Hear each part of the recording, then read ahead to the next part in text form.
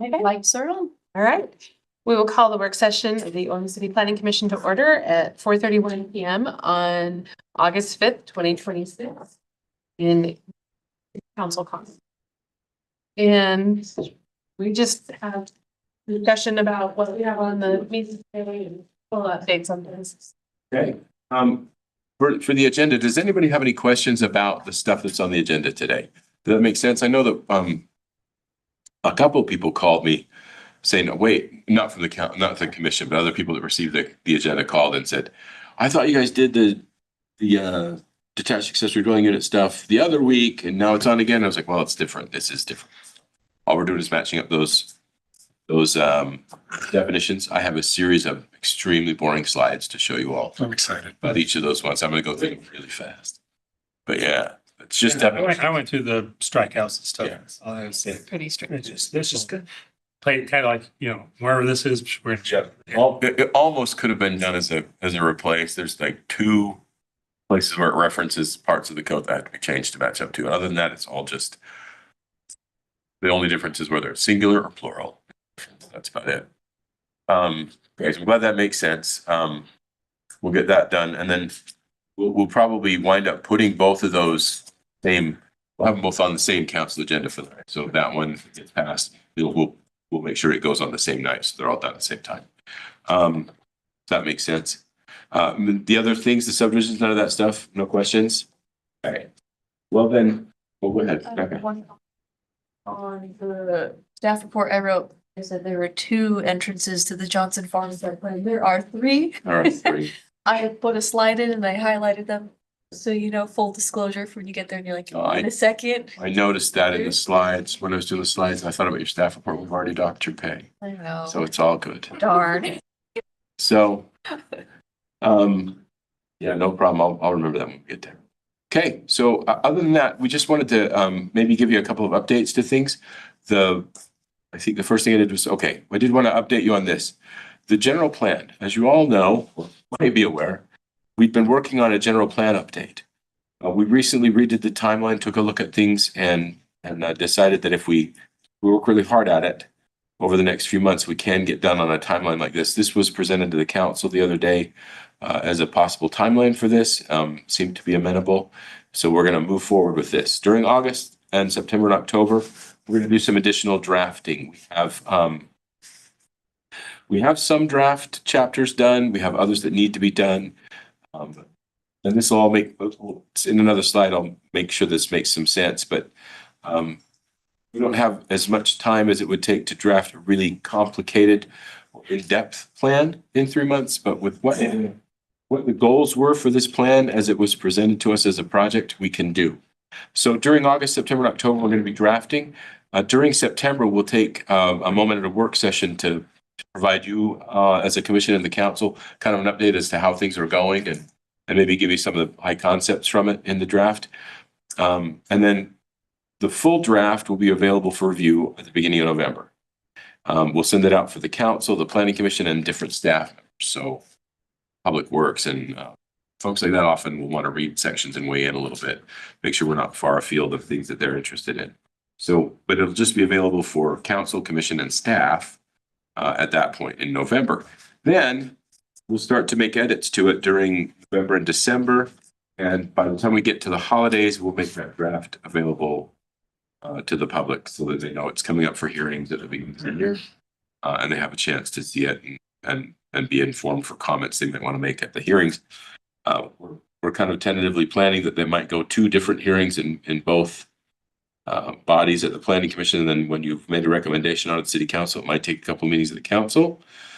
We think we can be done by the end of February with the general plan update. It'll be a pretty basic one. It won't be too involved. These were the goals as we started the project a while ago. We just have not been able to focus the time on it. Keep the general plan very general. We want it to be very high level. Don't want a lot of detail.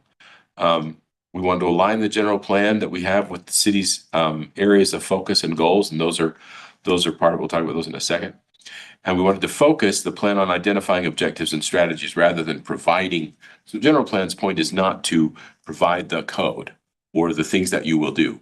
It's to provide what your objectives are. It's to give you guidance for what those then what General. Yeah, the general plan, exactly. That's And the, oftentimes get bogged down and say, well, what will happen? How many duplexes will we allow? How many feet do you have to be from this? That's not what's going to be in the plan.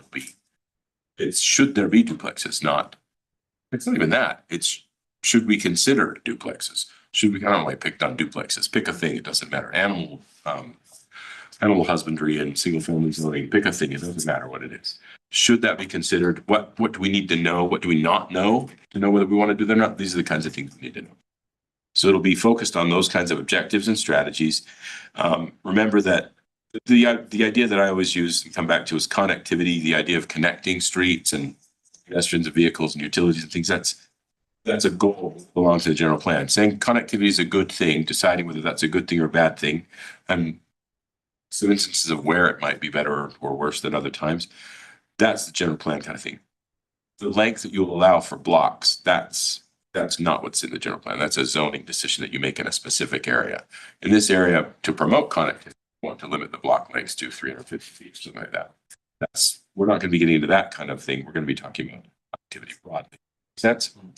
The different focus areas of focus and goals that were identified for us at the beginning of this project were safe and livable neighborhoods, to promote approaches for homeowner occupancy, to balance the mix of housing options, to preserve the character of neighborhoods, and to plan for development of the heart of downtown. That heart of downtown's been adopted now.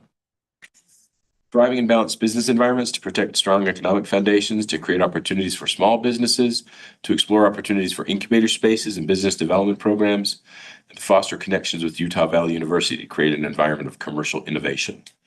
And then dependable infrastructure to support timely updates to the master transportation plan, to support efforts for connection of trails, to adopt an active transportation master plan. That's being worked on right now and it'll be ready pretty soon, by the end of the year. And then continued efforts for responsible water use. We actually adopted the water chapter recently as well. Plans and efforts that would be identified that should have would be appendices or would be referenced by the general plan would be the heart of downtown, that ATP, that active transportation plan, a housing study. We early on decided we think we need a comprehensive housing study. The general plan will call for that probably, and maybe set up parameters of how we would seek grants for that, funding for that, and what it ought to tell us, or what specific questions we want to ask. An area plan for the Southwest. There's a neighborhood for the Southwest, but it's not very detailed and could be beefed up. Corridor plans for Geneva Road, State Street, and North area. The station area plans, the one big station area plan, and our other station area plans are bird neighborhood plans. They haven't been updated in a long time, and there's a lot of good information in those. And again, that's Geneva Road and State Street and University Parkway. Those are corridor plans that ought to be considered. Any questions about that timeline? So it'll be pretty broad. We'll be doing a lot of drafting work to bring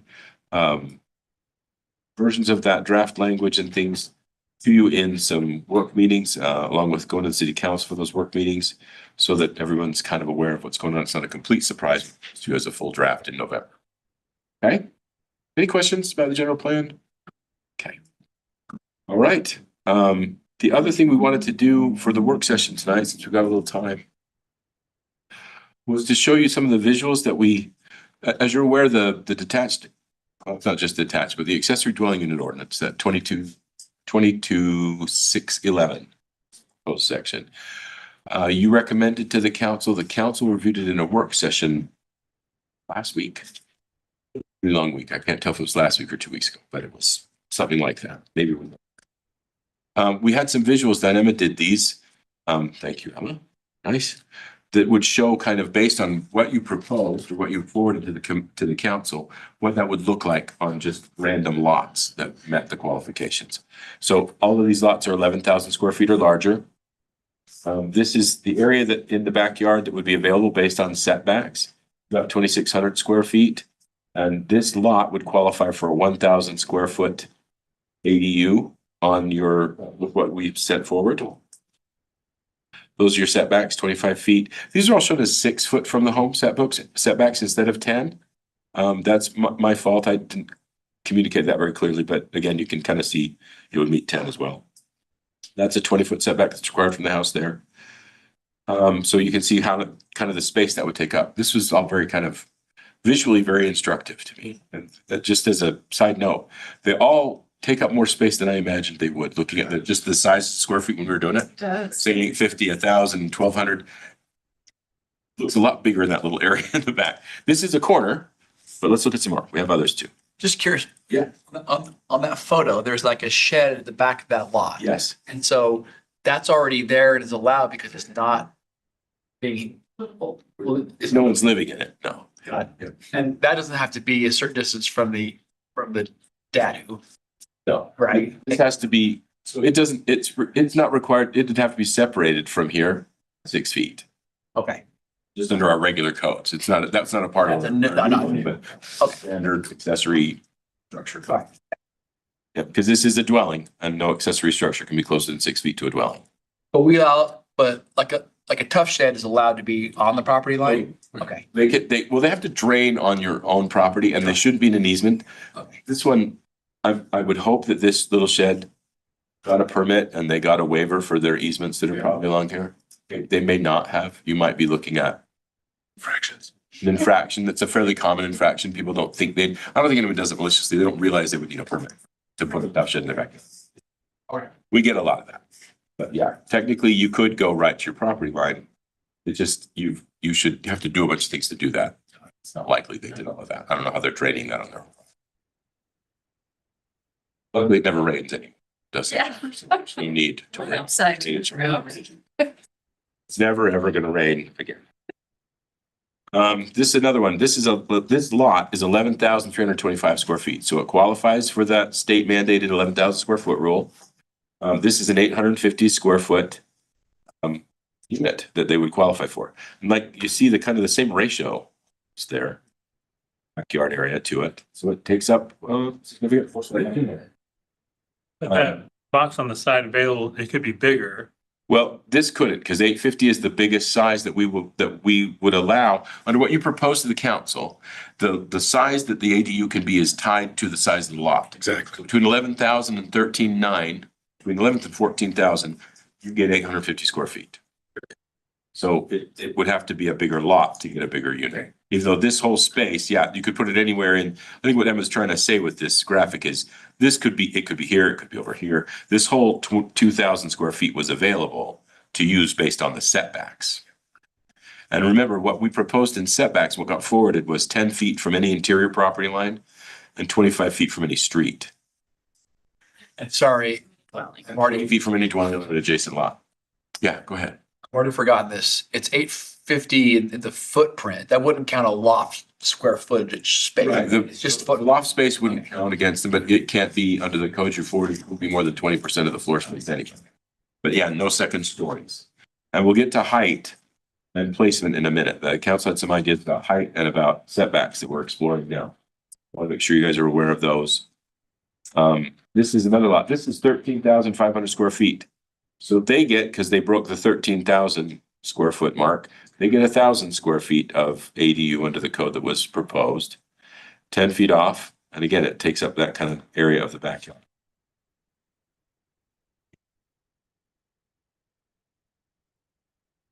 Here's another cul-de-sac lot. These should feasibly be the ones that are the most difficult to place them on, should probably be these cul-de-sac lots.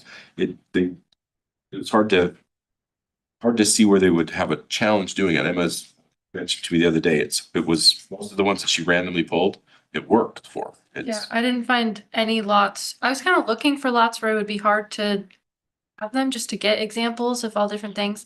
I didn't find any lots under or over 11,000 square feet that couldn't accommodate the maximum allowed size ADU.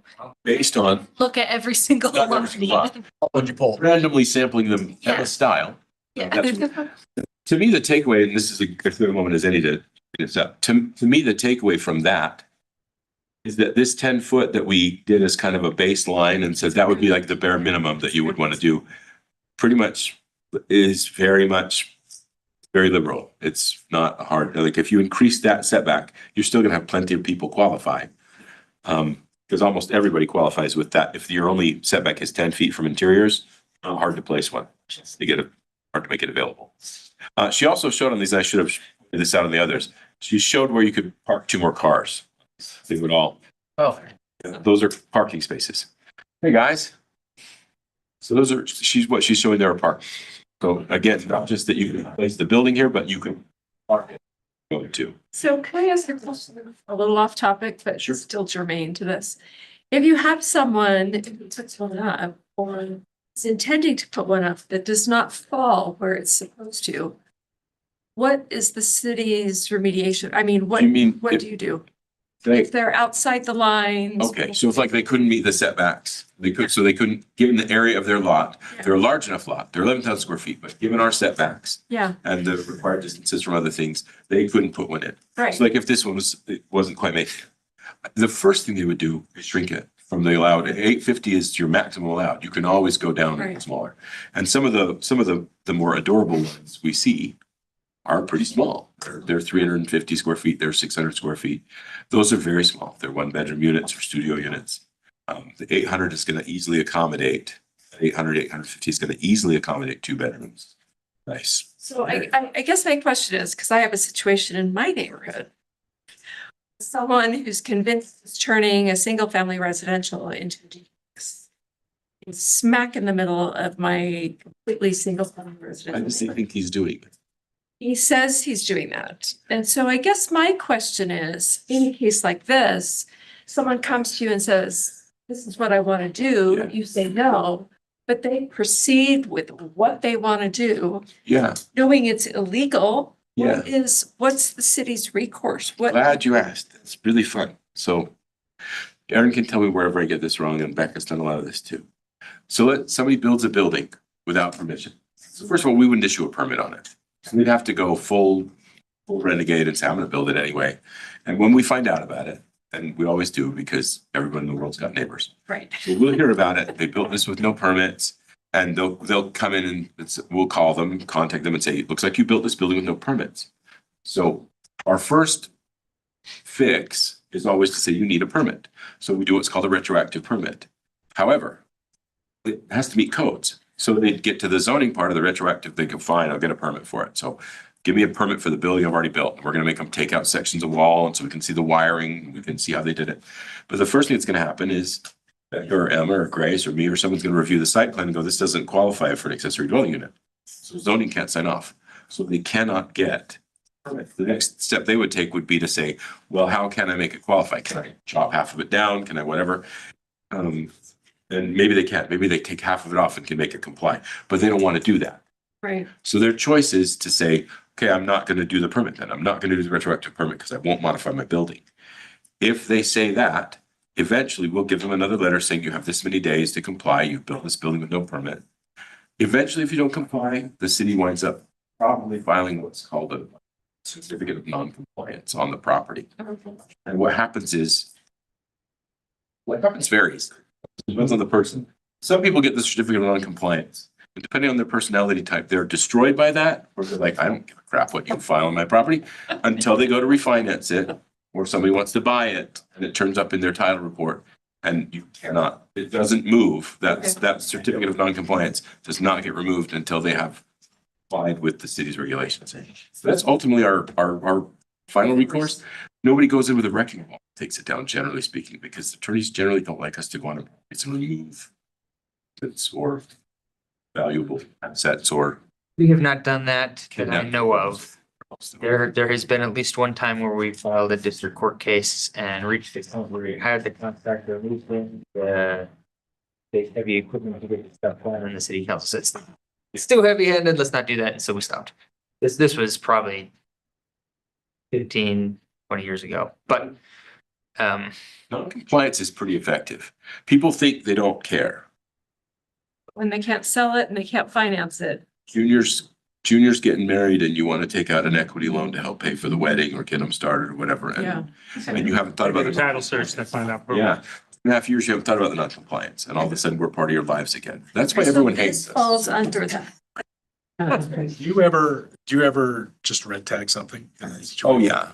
Yeah, that's what I was thinking. Red tags happen all the time. And that, if it was partially built, Yeah, we'd red stop tag. it early on with no permit. And then they'd still have to come in and get a permit retroactively and the same things happen? And we said, well, you have to modify your plan. Well, is the red tag just for the dwelling itself, or does it affect the primary residence as well? Primary residence That's what I was thinking. on the property. Exactly. It's not just one lot. Yeah. We would file non-compliance on the property. It would turn up. So that's a good question. You, I wasn't quite sure how that happened. Yeah, So- that's how it works. I have one more question on this. So based on that, as we look at, is our maximum too small? Is our maximum too small? I don't think so. I didn't see codes that had any maximums that were bigger. Okay, because we could fit bigger. Oh, you could, but Right. again, you're looking at, so I'm not saying we should, I'm just saying you could fit more. we could fit bigger.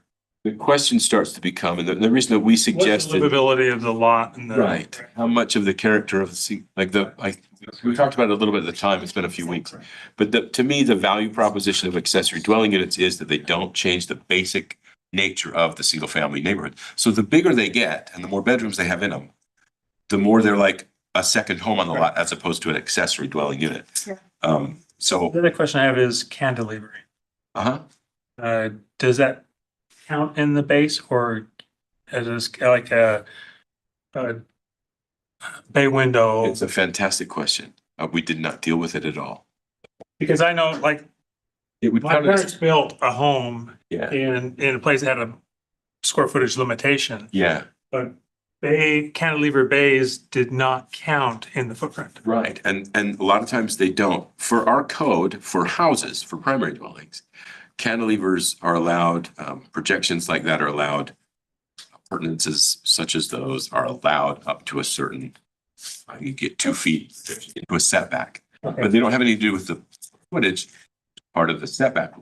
So you could project into a setback 2 feet or feet for front And yard. I think we looked at that in another item we covered. Yes, they would count in the square footage to me because we didn't define it. So by defaulting to just basics, yeah, if that bay window extends another and gives you another 15 square feet, that's part of your You square. can't walk on it. Let's say I put a window seat in it. Yeah. Is it still square footage or is It's it? still square footage. And so since we wrote this as maximum square feet as opposed to whatever, and I didn't write any exceptions for them for the setbacks either. So it would probably affect your setbacks because we didn't specifically accept them like we do with primary dwellings. So since we didn't treat them, I'd go to baseline and say, yeah, they would count.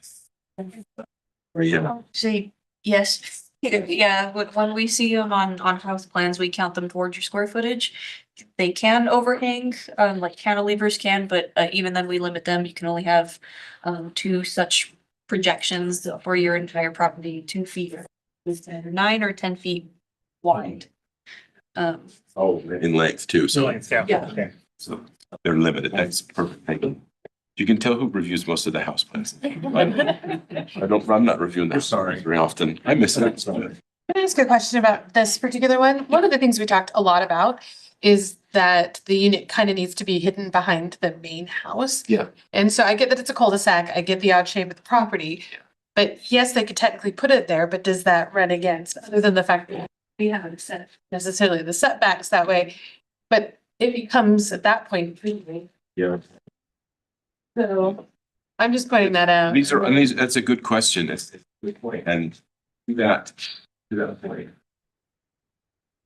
We have the time to. No, yeah, we didn't. Really, I lament that we've not had the time to really get into this more, right, a better, tighter. Because the commission clearly, like, there's more for us to consider. And I think where we are because of the October deadline Absolutely. is we're going to be at the council again in a work session, like 72 hours, I think, so 12 working hours for me or something. That's what I'm going to be talking about. We're going to be talking about this stuff again, because the council had lots of questions, and these are great questions.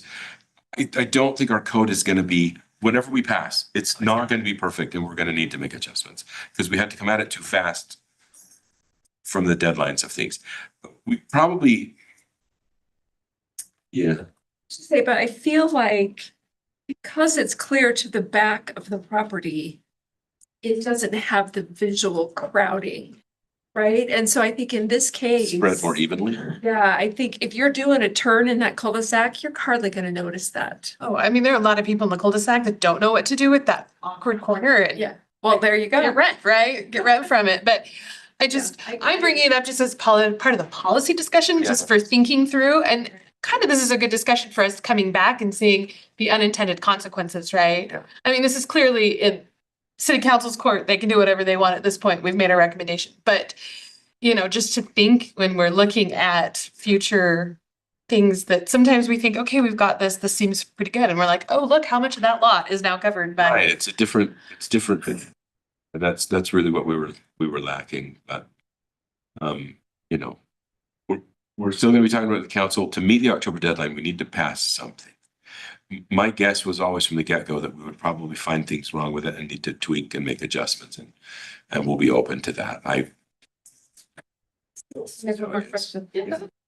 Help me remember, is fencing required? I'm looking at the placement of that. And I can guarantee they're gonna put the front entry on that top part, which Right means here. they're staring straight into their neighbor's yard. Right here. Yeah, Fencing's not required Okay. between houses. I mean, it might be in some PUDs or some, but yeah, right. generally speaking, it's not. But like That Rob just- said, I mean, good I'm just- fences. You could have a window on that left side, have the same problem with it. Right. So These are all valid points, and that's why this is such a hard We're discussion. talking about things to be. It's the same thing, because we also talked about trying to keep the windows from the backside. Yeah. Right. The backside here looks like it's a field, maybe we'll just pretend it's a giant field behind it, but the front facing windows would go straight to that next neighbor. Yeah, And there's- fencing, the height of fencing could come into it, right? Because right now it's limited to a certain height, and will people start to now come to the city and say, I should be able to get a higher fence because they might. I'm the- just. They might, and that's why I think it was important and that we have these two single stories for sure, because they're in those, when you're 2 stories here, but your setbacks are 25 feet or 30 feet or whatever, that's one thing. Yeah. Right here, yeah, that would be, I don't think there's any case to be made for 2-story ADUs. Personally, I shouldn't inject my personal opinion into it that much, but I don't, they need to be single stories. Council's discussion did revolve around height. We talked about different ways to approach the height, and some of them made some sense. So I'm going to use this slide just as an example. Because this setback here, well, this is close, and you're seeing like the kind of the visual, well, I can see straight into here and you can see straight over here, and there's a fence, but whatever. This is quite a large, this is a side setback. So this is a 10-foot requirement, let's say, in this zone. I don't know what zone it is, but let's say it's 10 feet for ease of everything. This is a 10-foot required side yard setback to this property line. Okay, this can come within 10 feet of this property line, and we require them to be 20 feet from anybody else's dwelling. Whoops, sorry. Well, let's say these guys want to come to their 10 feet and they want to add on. Now, and they would be able to, no problem. They could do it, and they'd still be 20 feet from this ADU with the 10-foot requirement. And they've got 10 feet, they got to, well, let's say there's this 8 feet. It's an 8-foot side yard. So they want to build to within 8 feet of their side yard, and we say, well, no, because then you'll be closer than, and they want to build back here or something.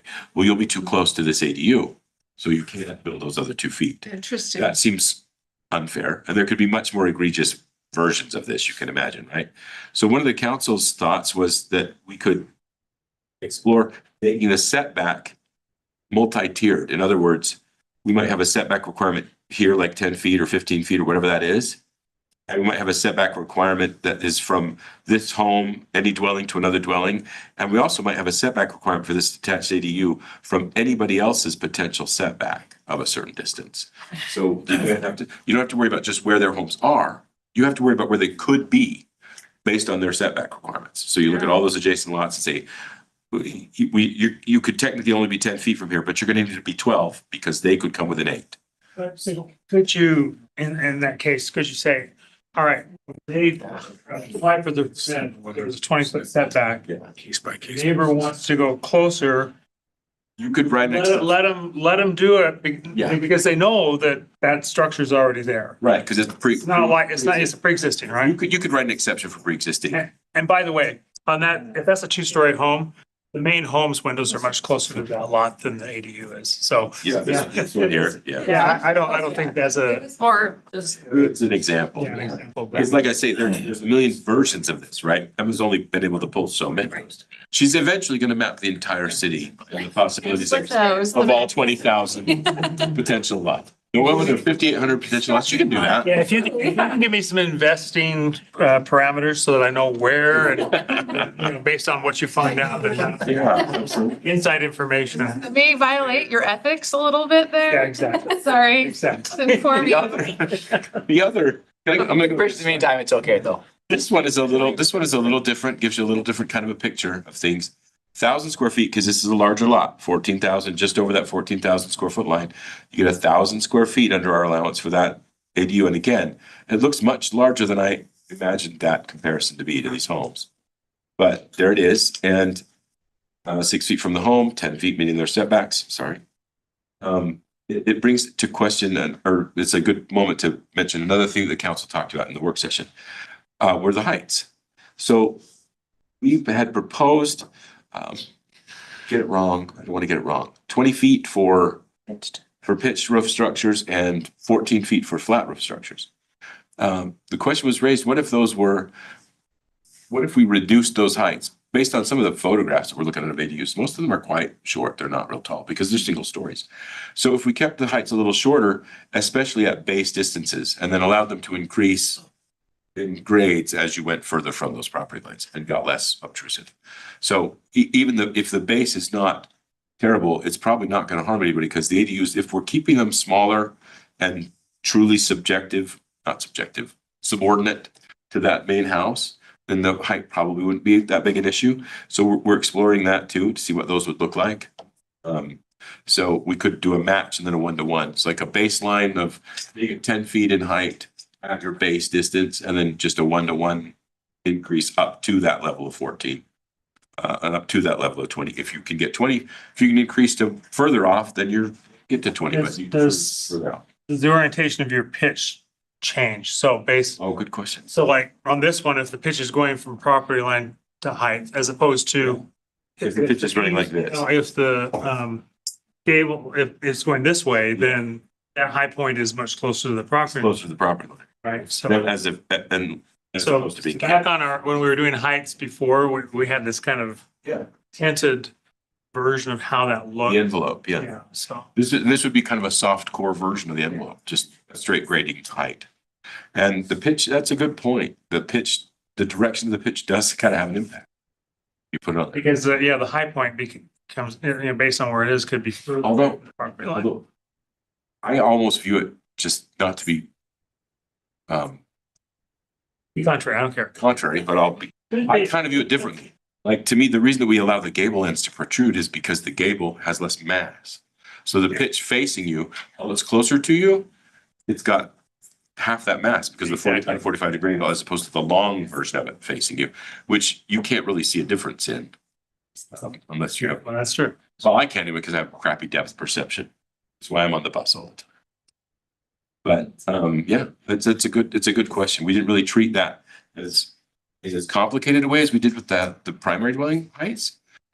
We could, it felt maybe unnecessary, but the more I'm looking at these in visual format, it's not bad. I at least want to do I at least want to look at the soft rated version saying your base height is much lower and then it gets bigger as you get further out. That incentivizes people to keep them smaller, which I think is not a bad goal. Keep them subordinate, truly subordinate. So the other problem that you have, if you're trying to keep it cohesive with the existing structure. Yeah. And you change the roof pitch, it looks funny. Yeah, you're right. So do you want it to be similar in roof pitch as long as it's under high? Well, and the smaller the unit is, the less that's going to matter. If it's a big unit like this, Like that, if yeah. the ratio is like this to this, then the difference in roof pitches, a really simple flat roof here is going to look funny with this. But if it were half this size, you wouldn't notice it. And that's kind of where we're wondering about the sizes too. We might look at reducing those because these are much bigger than I kind of imagined. And 850 on that lot would feel less. Less than that, it would feel less obtrusive than this. Yeah. Like it would be about that size, but it would still be about that size. 850 probably accommodates almost anybody. But I think the homeowner's gonna naturally do that, because if the homeowner looks at that, they're gonna be like, oh my gosh, it's taking up my whole yard. So I think there'll be some natural, Some, I'd say, yeah, depending on. I was going to say, For some. I'd like to People introduce be like, several "Yeah, people. that's right now. The pickleball is no longer a fad. They can just take that space off. That's That's true. true. So, you know, I'm gonna lose this. It's, It's a 10 ton. People have 25 years, people have not stopped surprising the crap out of me with the stuff they want to do. with Oh, their I know. homes. It's amazing. Disappointment. List, yeah, your neighbors, for example. It's crazy sometimes, but yeah, looking at the ratio, I think what we want to do is look at the ratio between the primary dwelling and the accessory dwelling unit. So I'm not sure if we want to go all the way to saying you can't build something. The problem is if you say you can't build something that's more than X percent of your house, we already have the 50%, right, for those smaller homes. And some of these are approaching that at 1,000 feet. If we try to tie it too much as a ratio, will people add on to their homes and things? And so, you know, we inevitably get the, well, I'm doing a big addition, so I want to do this big ADU. And then the addition doesn't happen, et cetera. So we have to just look at the sizes overall and see if this is acceptable. These were a little, I don't want to say shocking, I don't want to be alarmist, but they were bigger than we kind of imagined them, and they were bigger than I think the council imagined them would look. Have they, not by raise of hands, because I don't think you're allowed to do that in public meetings, even in this public meeting. We'll just steer clear of it, Aaron, just for your sake. Just ask yourself silently, do these look bigger as a part of the lot than you imagined them to be when we were talking about those sizes? They did to me. I think it's eye-opening. I think that would have been helpful.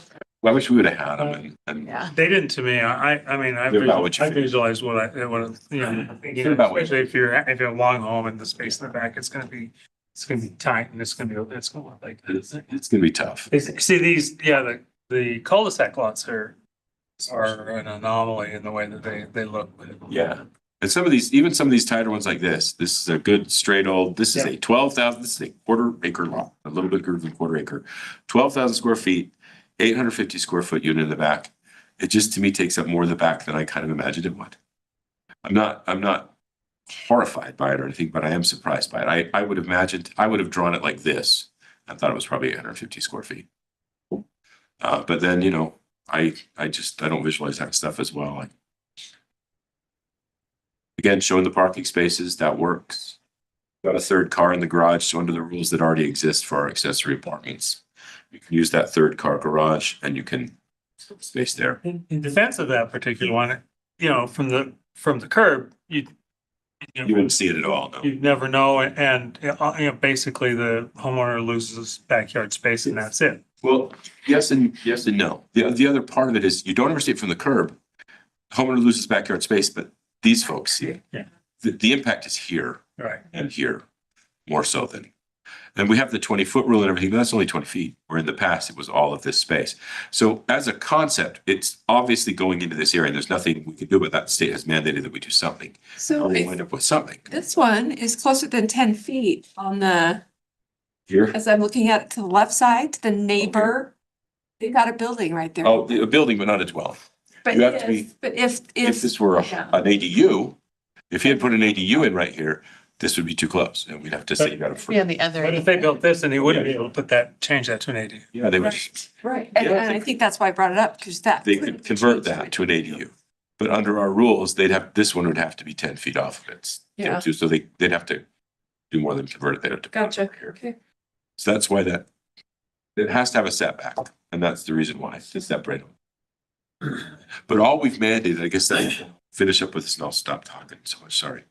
All we've mandated really with the setbacks is that all the buildings, whether it's primary or accessory, are going to be 20 feet from each other, from lot to lot. Not on the same lot, but from lot to lot. Because we do a basement in these? Okay. It's not, One story. Single it's not allowed. So a basement is considered. basement would be square footage and you wouldn't be able to. I think there was a brief discussion of how big you could make that basement underneath the surface dwelling and how would that really affect it all? No bunkers. No bunkers, yeah. No bunkers assumption. Yeah. But we've mandated we've mandated 20 feet between units. So the question of the council was, is that really enough? Should there be more space than that in between? So I think it's at least likely, just so all of you are aware, it's at least likely that distance is that 10 feet, I think, might increase. And it might increase a little bit on its own, but it might increase by tying other setbacks to it from other people's setback lines, et cetera. And all of that. next week with the council to tune in. And we'll keep you all posted as it keeps moving toward adoption during September. Be a great suggestion for homeowners to get a visual. Yeah, Measure it out so that you can visually see how big that space is. yeah. And they might go, oh, that takes up my whole backyard. And then, yeah, That, because And- right, this, you just don't visually. I didn't get it. I didn't visualize it right at all. Except for some. Some people do. That's the last one. I'm trying to think if I think Emma's done a few more since then, but I only have these in the slides. She's gonna do all 5,000. You'll be able to see them all. Any questions? Any other questions about this? Thanks, guys. Unless there's any other questions, I think we'll, I guess I kind of have a question related to that. It's more of a technical thing. That's fine. Are we bringing the text of a new updated code in front of the planning commission? Yes.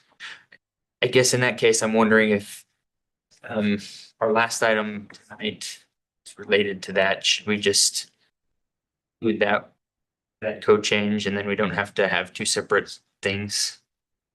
Do you mean? Oh, do you mean, so like the stuff that's on tonight? That we're changing. Of the new code, we can do that. The planning commission is gonna make a recommendation tonight. And what I kind of imagined was that, and sorry, you weren't here when we went through that. We talked about that a little bit. And I mentioned that we were doing it and it's been related to that. And what we would do is just, if they make a recommendation tonight, we'll just put both of those public hearings on the same council meeting and say, you're adopting this for accessory dwelling units, and these are definition changes that need to be done too. We could put it, I think. Yeah, I was gonna say, I mean, whatever's easiest, I guess, but if we just put them all in the same code change, then we'd only have to do the one public hearing. We wouldn't have to address it tonight. I didn't, is that okay? That would work. I don't know if this is coming back to the planning commission though. Well, would you just include that with the new text that you're bringing? The text is, the commission already recommended and forwarded a recommendation on this. We just didn't have these visuals of what they recommended. Oh, I see. So you're not bringing the text back? No, I'm not bringing the text back. I apologize. I misunderstood. They didn't have What is that then? they didn't get the commission didn't get the benefit of seeing these visuals while we were considering it. We got them ready for the council's work session. And I was like, they ought to see these. So we brought them back to them. Okay, thank you. That's all we're doing. It was just illustrative. Okay, sorry, I misunderstood. no, we need to forward this recommendation, then you guys can combine it. however you- We'll put them both on the same council agenda. Yeah. Okay. Thank you very much. Oh, sorry, that's. If there's nothing else, we'll go, do we want to talk about? We had a whole plan. Yeah, it was really great this week. We did fantastic. Okay, Okay. then we That's all I will, can- yeah. Thanks, guys. Okay, we will adjourn to our regular meeting at 5:14. Thanks your dinners.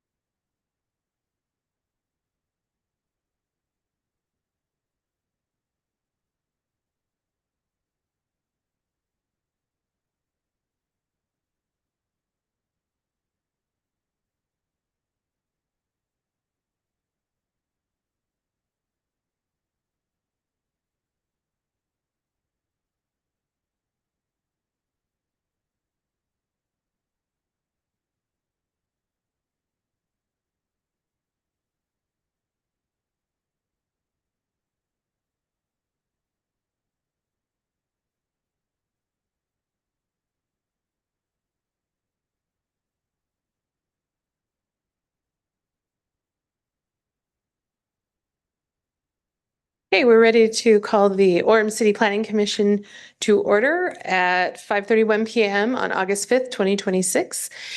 And in the Orem City Council chambers, and we'll begin with an invocation by Carl Ranwell.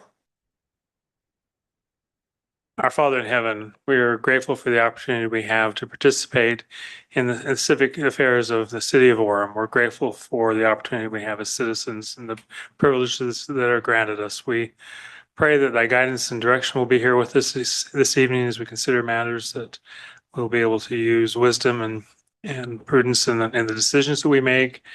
Again, we're grateful for all that we enjoy, and we say these things in the name of Jesus Christ. Amen. Thank you. We will begin with item 3, which is our consent agenda item, with item 3.1, which is our minutes from the July 15th, 2026 Planning Commission meeting. Was there any concerns about them, or? I do have one question about them, and I totally forgot about this in the pre-meeting. So I am going to ask a question before we move to motion. Some of them only had who first and not who seconded. Does that matter for, should we delay, or is that okay for the meeting minutes? I would certainly prefer that we have the information in terms of who first and who seconded. Yeah. Okay. Then I think on that note, we probably want to move to continue. I'm like, my table was stuck in my head. I'm like, it's the wrong word. Continue. Yeah, we'll continue it. Yeah. So on item, our consent agenda, if we could get a motion to continue that item.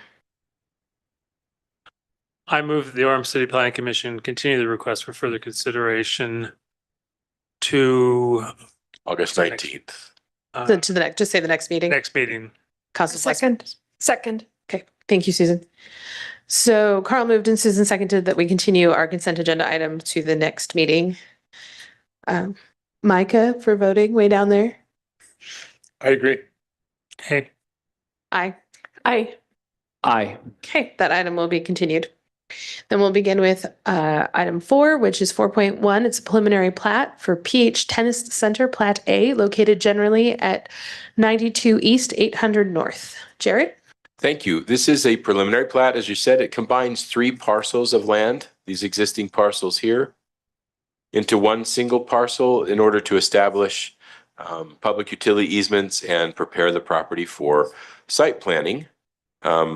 That's on the agenda tonight as well. It establishes PUEs for for power here, and then there's a water line easement here that needs to be there, and then it will again have the regular utility easements around and combine them all into one developable lot. That is the basic purpose of tonight's preliminary subdivision, to prepare for a site plan that's also on your agenda. Any questions? Any questions for the city? Okay, if the applicant would like to come forward, or if you want to wait until your next item too, that's up to you. If you'd like to come forward and. Josh Hart, I'm the owner's representative. Any questions on this one? Any questions for the applicant?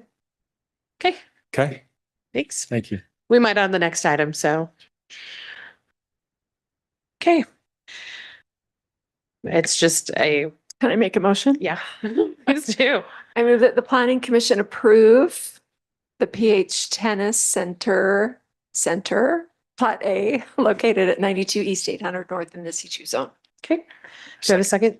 Okay, Susan moved and Jeff seconded that we approve the preliminary plat for PH Tennis Center Plat A. Jeff? Aye. Aye. Aye. aye. Okay, item 4.1 passes and that is approved. We'll move on to item 4.2, which is the site plan for PH Tennis Center, located generally at 92 East, 800 North. Jared? Thank you. So this is, as you said, the PH Tennis Center. This is the current property. You can see that. These are the 3 parcels that were being combined by that preliminary plat. It is adjacent to some single-family residential here. The proposal is to tear down older buildings in the front, and that would create parking. And this is the proposed building that would go there. That's provides office suite space, some storage area, an indoor tennis court, and an outdoor pickleball court. This is the site plan you can see to the side here. Indoor tennis, the pickleball court, and then the proposed office suites and storage building, and then a lot of parking and landscaping out on the front on 800 North. This was, again, just some information about the C2 zoning and the setbacks that are required. It exceeds all the setbacks by quite a bit. The 10 feet, 44 feet, you can see it's a long way from the street on 400 North, or 800 North, I'm sorry. Again, square footage of the building, it's a 12,217 square foot building.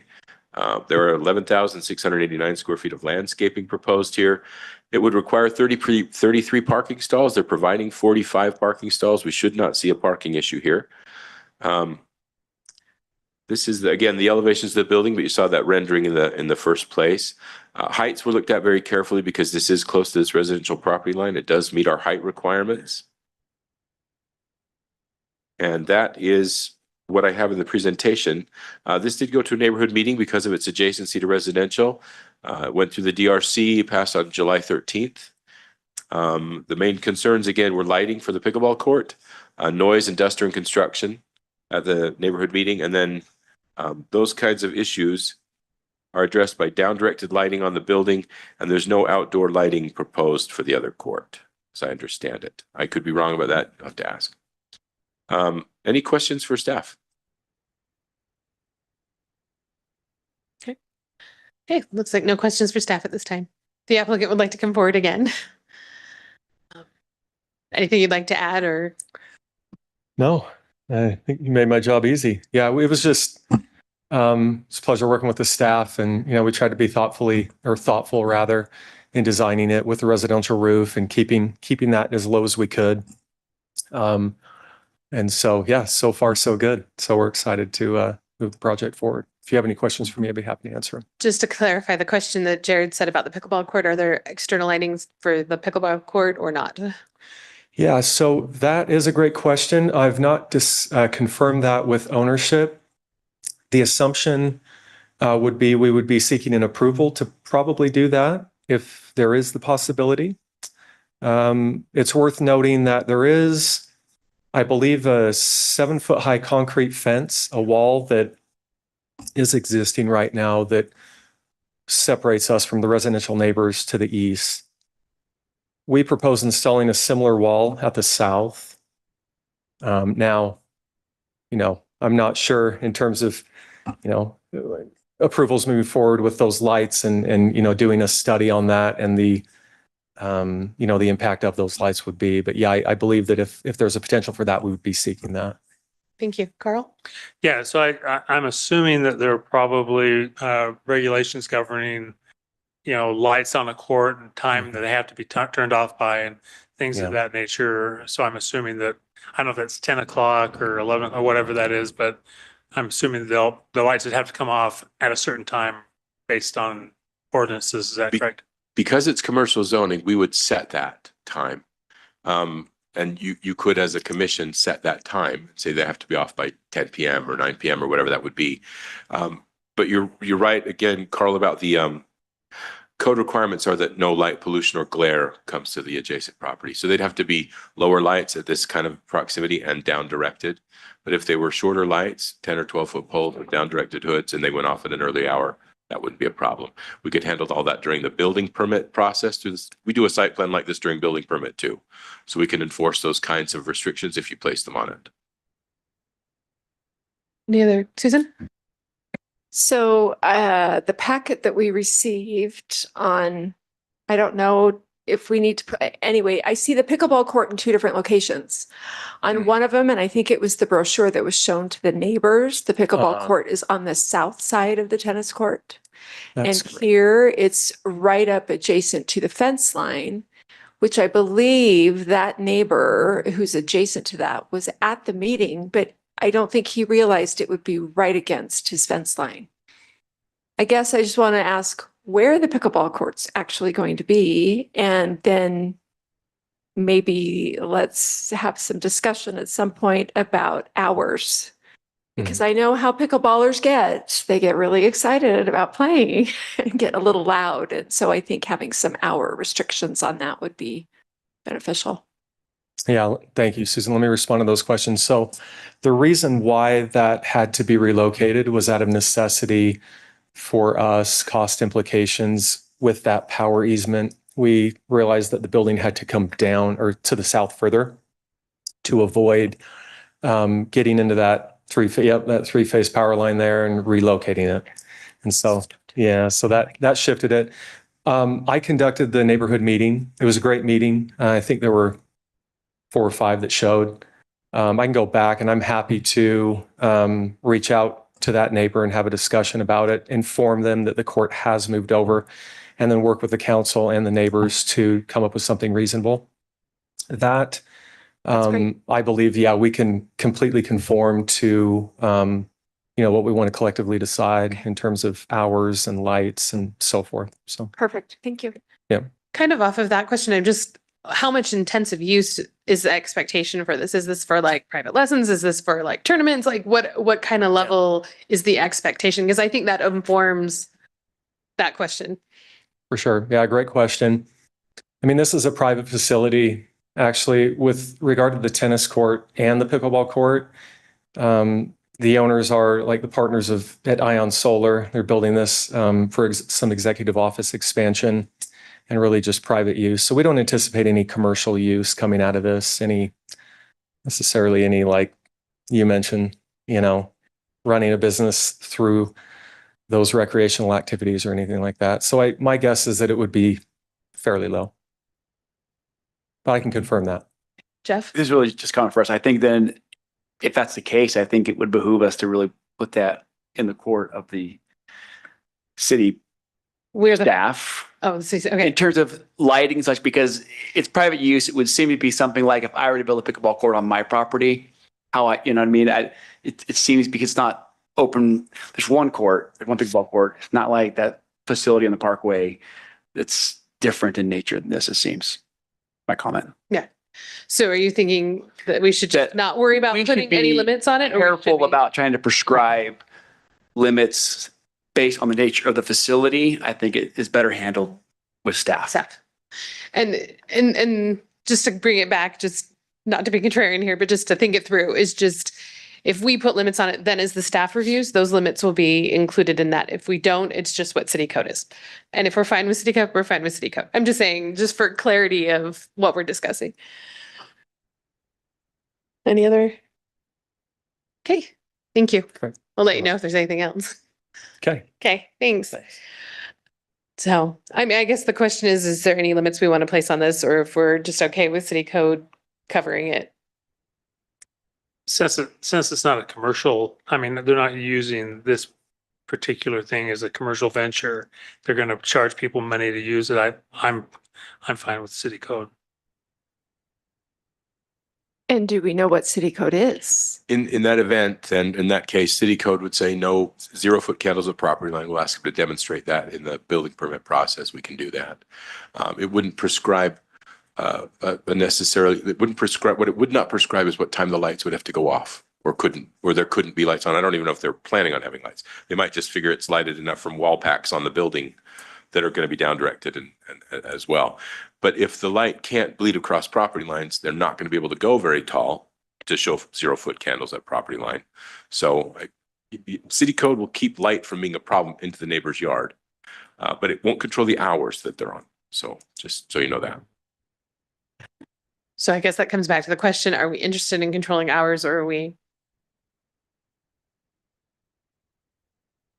I don't think so. Not my I opinion. don't know the answer to that question. What's our scope in terms of those neighbors? Or do we need to be watching out for their? It sounds like they didn't have any concerns. So, I mean, I don't know if the pickleball court moving, what is that, 20 feet, 40 feet to one direction? That's not going to make that big of a difference. One clarification, I'm assuming there's parking lights anyway that are going to be on 24/7. Is that correct? Yeah, if you want to come forward and answer that question. Sorry.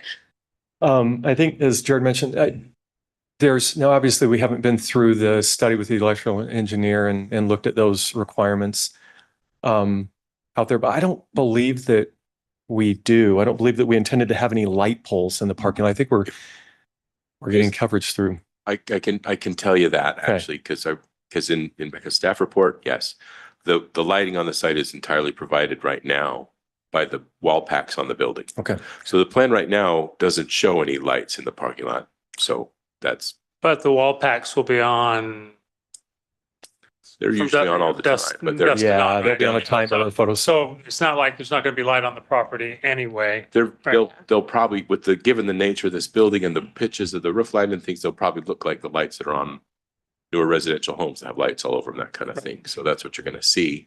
But again, we check foot candles at property lines as part of building permits. So And in that respect, it's like any other commercial property that we have that has their lights on continuously. So- Yeah, and I would just add, it was a great discussion in that neighborhood meeting. We looked a couple of neighbors in the eyes and told them that we would be communicative and work well with them. And, that comment about dust and, that's obviously one that I've got to tackle with our general contractor once we get to that stage. But there will be outreach and I would all have conversations with them, anything that falls outside of what, is within the guidelines and the ordinances. So. Thank you. Yep. Any other questions or? Yeah, for my perspective, I think we're fine with city code on this one. I don't think there's a particular outstanding need that would arise it to a point that. Okay, if there's no further discussion or anything else anyone wants to say, then we can go to motion. I move that the planning commission approve the PH Tennis Center site plan located at 92 East, 800 North in the C2 zone. Okay, do I have a second? Second. Okay, Carl moved and Jeff seconded that we approve the site plan for the PH Tennis Center. Micah? Aye. Aye. Aye. Aye. Okay, the site plan is approved. We'll move on to item 4.3, which is a preliminary plat for Johnson Farms Plat A, located generally at 1700 South Geneva Road. Thank you. This is probably familiar to you. We did a zone change on this property not long ago, early in the year. This is the triangular piece of property that's created by the new roads that UDOT is putting in here in this area. You can see those there. This is a single lot subdivision. It will create one lot to be developed as the Johnson Farms shops at Johnson Farms. It is zone C2 as of this year. It'll establish PUEs and boundary lines that will match the property that's been deeded between UDOT and different owners. And I'll show you that in the next slide. These are the rights of way that will be put in, eventually creating this lot. We've asked them to do the subdivision part of this to make sure that all matches up correctly. UDOT still has some flexibility on Geneva Road and where that's going to end up. You'll see that in the site plan, but basically this lot will stay the same and only what would change would be the right of way disposition. So this is the final subdivision or the preliminary subdivision that would be necessary to create a lot that can be developed as the shops at Johnson Farms. See a pattern in tonight's order of things. There you go. Same kind of deal. Any questions about the Johnson Farms subdivision plat A? Carl? So Chair is the only person that was here when you discussed that. So Oh, really? Yes. That's, Was I? Oh, I you might might be. have been. in January, because I don't think any of us were that You're right. Yeah, you're right. This was, predates all of us except for Me. Madeline. Yeah. it's too late. I've already said that you all already know. So let me go back a couple of slides. So this was all part of it. Oops. That's a very good Where am question. I? Thank Here you. we go. This was all part of the Johnson Farms, and it was it's owned Open Space 5. It was zoned Open Space 5. A zone change application was made to turn this portion into C2 because of the roads that were going to be put in. This is the Lakeview Parkway, and Geneva Road runs currently here. It's going to cut back up to Geneva Road, and this part of Geneva Road will be not as important anymore. So. But it does create this odd triangle. The piece that was left is not large enough to be still in it's only 4.5 acres. You have OS5 is a 5-acre zone. The piece that was left over or would be left over wouldn't be large enough for that. It wasn't really residentially desirable. because of the big roads that are going to be on the other sides of it, carrying a lot of traffic. So the petition was made to rezone it to C2. The Planning Commission did recommend for it ultimately, and the City Council did ultimately approve it with a development agreement that limits the uses, and we'll talk about this in the site plan too, that limits the uses and eliminates some of them. Like, I can't remember what they are right off the top of my head, but it limited the kinds of uses that could be done on the property in deference to the sort of semi-rural residential neighborhoods to the east. Does that make sense? And now you all know all about it. Yeah. So, And some of the specifics we will talk about probably with the site plan, because there's some oddities to this. yeah, just so you know, that took a lot longer in the public process. It was not that quick, but There was a lot of discussion about it, but yeah. So, yeah, so that's the preliminary plat. Any questions? Does the applicant want to say anything on this item? Yeah. Do we have any questions? Nope. Okay. So then if we have no further discussion or questions, we can go to motion. I move that the Planning Commission approve the preliminary plat for Johnson Farms Plat A located at 1738 South Geneva in the C2 zone. Okay, do I have a second? Second. Okay, Susan moved and Micah seconded that we approve the preliminary plat for Johnson Farms Plat A. Jeff? Aye. Aye. Aye. Aye. Aye. Okay, that preliminary plat is approved. We'll move on to item 4.4, which is the site plan for the shops at Johnson Farms located generally at 1700 South Geneva Road. thank you. So this shape should now be familiar to you, right? This is the single lot, the future Lakeview Parkway, UDOT's going to build, Geneva Road cut off back up to Geneva Road, and this portion becomes less important. I don't want to say obsolete. That's not necessarily true. It's not obsolete in the sense that it's going to provide access still to this property. UDOT will not allow future access from these new roads. So all of the access to this parcel will be from Geneva Road, this extension here. There are 3 points of access. It's 4.5 acres. These 5 buildings are proposed. They'll provide 46,300 square feet. That's a little bit of a typo there. It's not quite that large. Take half of the west side of Orem to do that. So 46,300 square feet. There's 185 parking stalls required. We provided 198 with this plan. It's been in the works for some time, solving some problems about the rights-of-way line and the different utilities and issues like that. But at this point, it's meeting the standards for zoning, for access, for landscaping, for parking. These are the access points you can see on Geneva Road. Again, just pointing out that we won't be allowed to give it access from the future Lakeview Parkway and that connection back up to Geneva Road. These are the buildings. This was proposed as part of I mentioned that there's a development agreement that goes with this zone change that happened for C2. It included a concept version of this plan. It still matches that and meets those requirements. And it included this conceptual building. It's designed to look farmy. I'm looking for a word that I don't have. Rustic, rural in some nature. These are flex spaces that could be used for lots of different things. The C2 zone allows a host of different uses. They did, by development agreement, preclude a few uses. I think automobile uses, car sales and car repairs and things won't be allowed here. But different kinds of retail and small shop, things like that will be available to this property. This is the landscaping plan.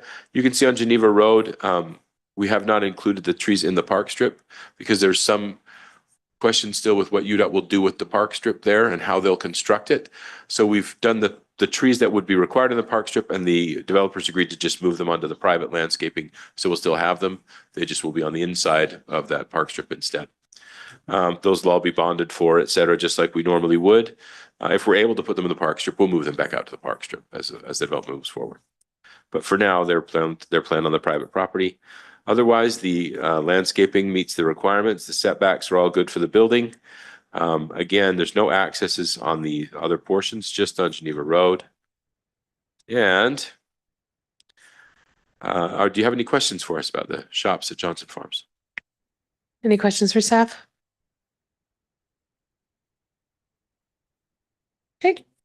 Would you like to come forward at this point? I'll have the applicant come forward. Thank you. My name is Paul Washburn, representing the project tonight. As was mentioned before, I think we brought this to the first meeting in February for the zone change and the development agreement. We had actually hoped that we'd be back here in front of you sometime in March or April, but still a lot of discussion what's going on between UDOT and Orem City on finishing the parkway, and that's delayed us quite a bit. So anyway, we're anxious to get moving forward. Anyway, I'd be glad to answer any questions you might have. Okay. Any questions regarding the site plan for the applicant?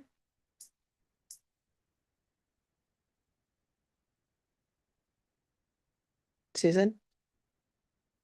I feel like I always have a question. You just had the inquisitive look on your face, so I just want to make Well, sure. It's just flex industrial and so that obviously can have a variety of uses. Some are more office in nature and some are more industrial in nature. No, it's actually flex commercial. Right, so- but the design, the way you have with the overhead doors, that type of thing, that Yeah. kind of opens it Yeah, up I don't to think a we little more. expect to have any industrial uses in here. Okay, There will be some commercial, I mean, plumbers and Right. I've got a right, bug control business. that would Cars like and to all be that in stuff. there, Yeah, those yeah, kind yeah. of things. okay, Won't be any kind of automotive in there at all. okay. Okay. Great.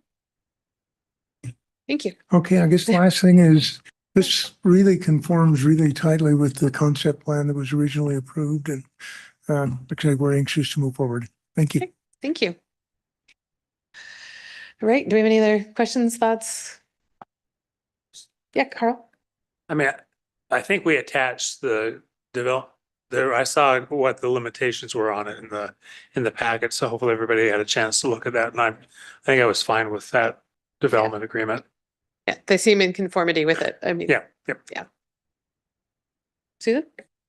Did I see, I don't think I saw anything that shows a unit breakdown within the number of units, the number, do we need to be aware of that before we approve that? Or is it They're flex spaces, so that could change as they'll build them as Depending on shells the and then for tenant. tenants improve them. At this point, we don't know what there's going to be. We've had a lot of inquiries since we've had the sign on the property, but we're trying to design this so people can get what they need to have. And I expect probably as small as 1,000 square feet, maybe as large as 5,000 or 6,000 feet.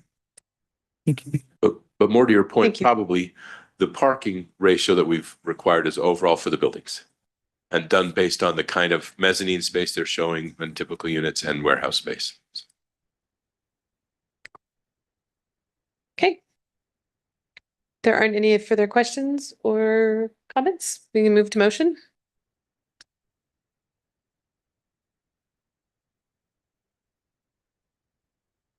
Motion. I move that the planning commission approve the site plan for the shops at Johnson Farms located at 1738 South Geneva in the C2 zone. Okay, do I have a second?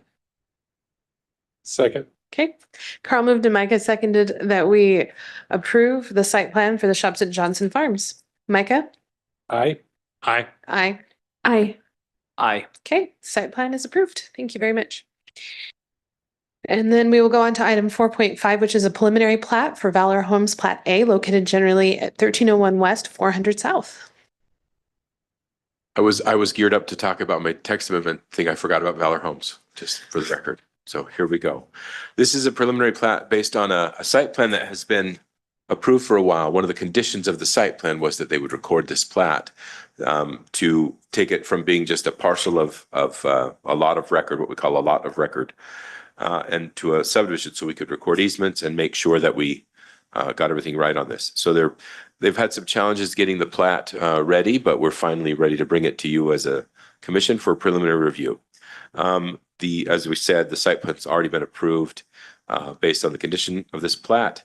The main thing to know about it is that the thing that's been holding it up is this easement that needed to be vacated so we could record the plat and they could move forward. They knew that was going to be able to happen. It just took a long time to get it done. Once that was secured, we were able to bring the preliminary to you. The DRC voted on this on Monday, July 20th to forward it to you all. And that's what we have for you. Okay. Thank you. Okay, any questions for? Valor's a home builder, by the way. I should have mentioned that. Valor's a home builder. This is just their office for their home building operation. Any questions for staff? And since the applicant is not here, we are limited to asking Jared what he may or may not know about this. Good luck with that. Okay. It's pretty straightforward. Basically, it was approved. It's all fine except for they needed to, it hadn't been recorded before. We It hadn't needed- recorded it because of that easement issue. Yeah. So with So it that needed to be resolved, we're done. ready to go. So, okay, is there, I mean, I don't think there's any concern on this one. So if we want to move to motion, I move that the planning commission approve the preliminary plat for Valor Homes Plat A located at 1301 West 400 South in the M2 zone. okay, do I have a second? I second. Okay, Susan moved and Micah seconded that we approve the preliminary plat for Valor Homes. Jeff? Aye. Aye. Aye. Hi. Aye.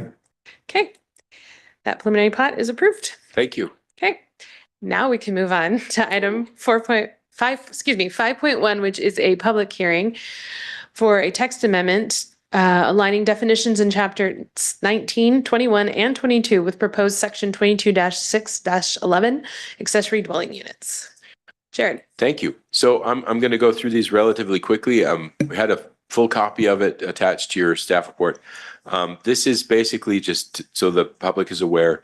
This is an add-on to what the Planning Commission reviewed a couple of weeks ago and recommended to the council, which is proposed 22-6-11, which creates a new chapter for accessory dwelling units and detached accessory dwelling units.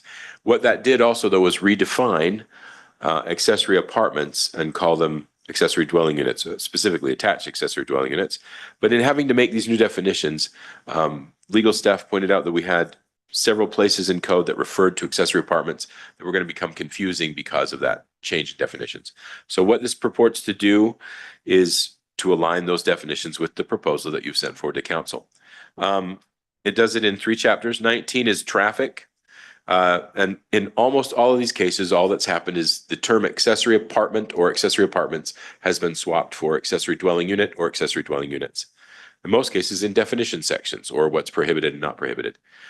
In traffic, the traffic section contains a definition for dwellings, and that dwellings definition contains a reference to accessory dwelling units now instead of accessory apartments.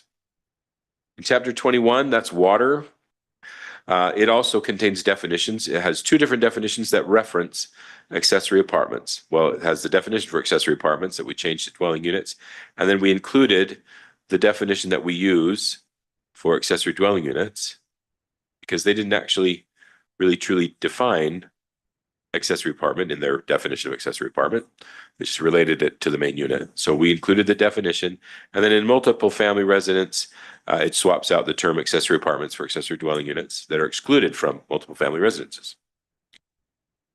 Chapter 21 also has a connection requirement section that references accessory apartments. And so we've swapped that out for dwelling unit in both those cases, whether they can use a common meter or a separate meter.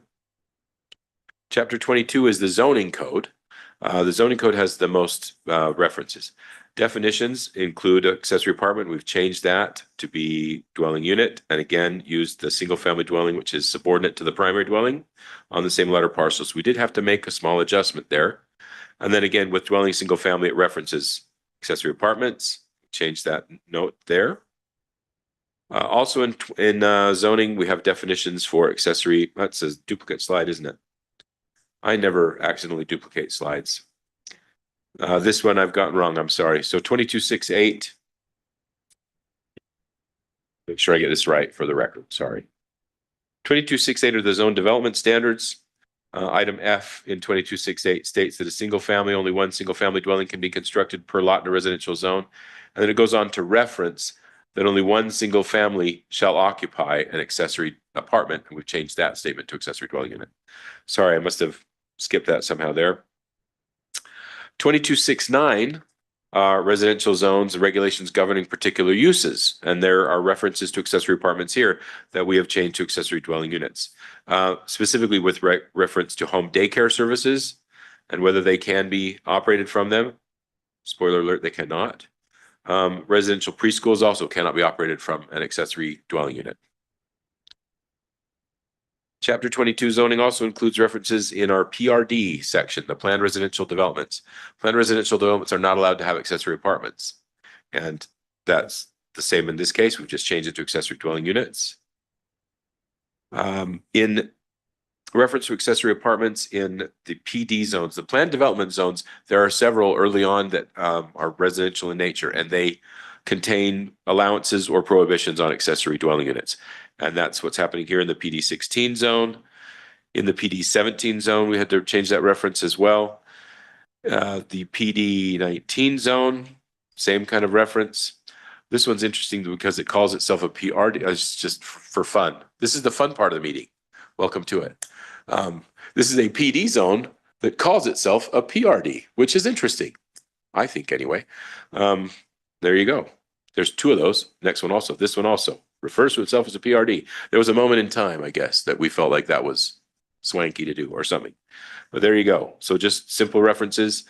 Chapter 22 has the most references to accessory apartments. It's the urban village PD zone. Not allowed in town or allowed in townhomes in certain ways. Not allowed in original construction. These are just changes of the term accessory apartment to accessory dwelling unit.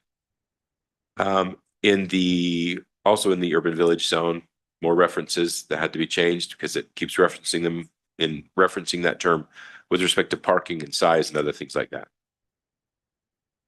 So we haven't changed any of the substance. I guess my point is we haven't changed any of the substance of these PD zones, and as they refer to accessory apartments, just the term.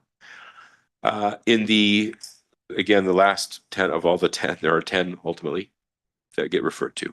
Now, the final one, we actually did have to refer to the new code because it refers to this section of 2269I, which is where we used to have accessory apartments. Now that's replaced by 22611, and this is the proper reference, C7A through C.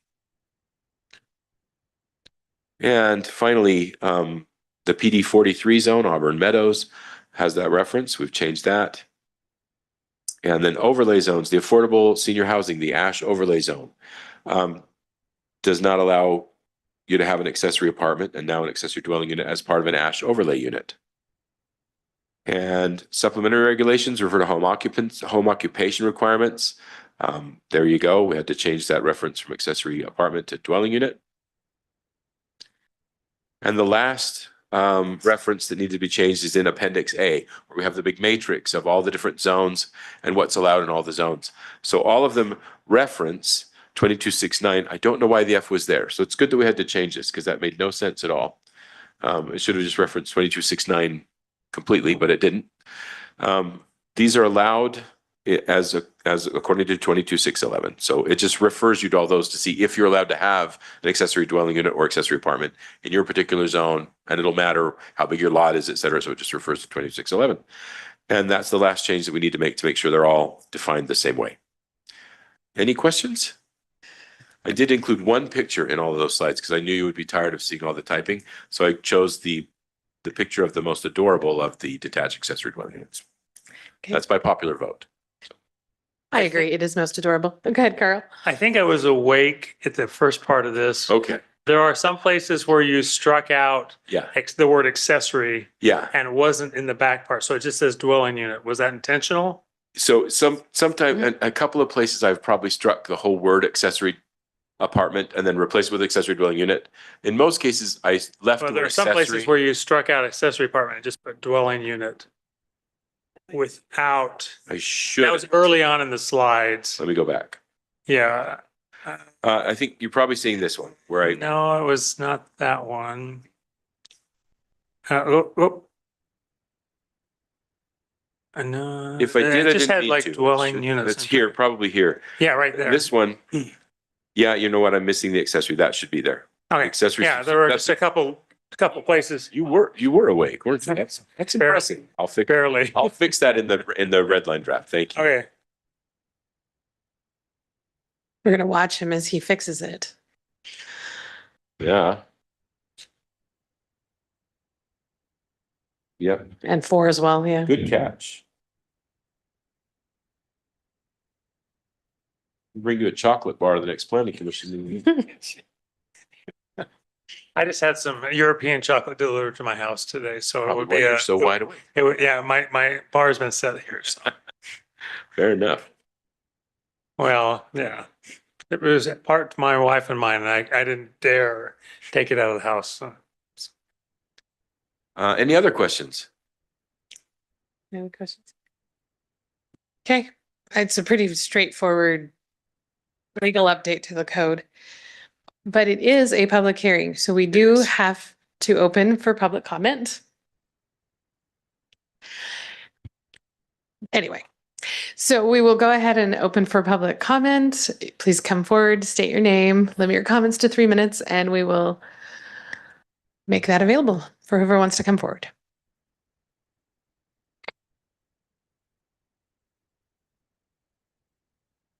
And since nobody is here, we will close the public comment and continue on.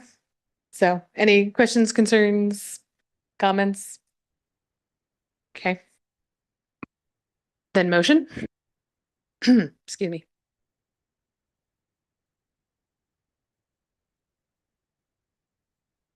No one's gonna do it. I move that the planning commission forward a recommendation of approval to the city council for the proposed amendments to Orem City Code chapters 19, 21, and 22, aligning definitions with proposed section 22-26-11 accessory dwelling units. Do I have a second?